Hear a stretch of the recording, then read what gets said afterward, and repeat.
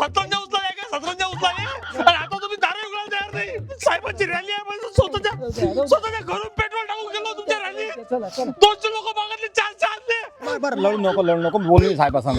बाहेर वाढले तिकीट देतात आणि मागच्या वर्षी साहेबांना शिवाय द्यायला मी गेलो ना याच्याने जायला. बोललो मी साहेबा सांग पुढच्या देतो म्हणते की पुढच्या वर्षी कोणतं इलेक्शन आहे 15चं? त्याच्या पुढच्या वर्षी 5 वर्षानंतर. नक्की. हा नक्की. अरे साहेब आता कोणतं आपली राज्यावर माहिती तिला कुठ नाही तो आपला काय म्हणलं त्याला उभं राहू दे. पुढच्या वेळेला तू इकडे लक्ष देतो ना मी. पण तुम्ही म्हटलं ना पुढच्या वर्षी देतो म्हणून तुले. हो तू हाडाचा कार्यकर्ता आहे निष्ठावंत आहे तू पक्षाचा. नमस्कार अरे अप्पा उठू नका. नाही, कशी आहे तब्येत? मस्त जा ना बाबू पाणी आणा साहेबासाठी. बाबा सांगत होते आपल्या पक्षाचे निष्ठावंत कार्यकर्ते आहे म्हणे त्याच्या भेटीला जास लागते. मीटिंग सोडून तुम्हाला भेटीला आलो म्हटलं. नाही बाबा तुमच्या घराचे खरंच उपकार आहे. मी काय म्हणतो साहेब ते तिकीटचं बोललो होतो मी. अरे तिकीट नक्की आहे ना हो तुम्हाला यावेळेला?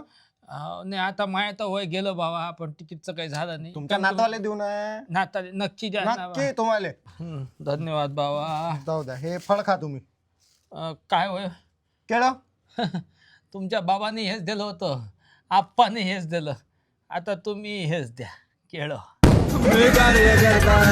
मी कार्यकर्ता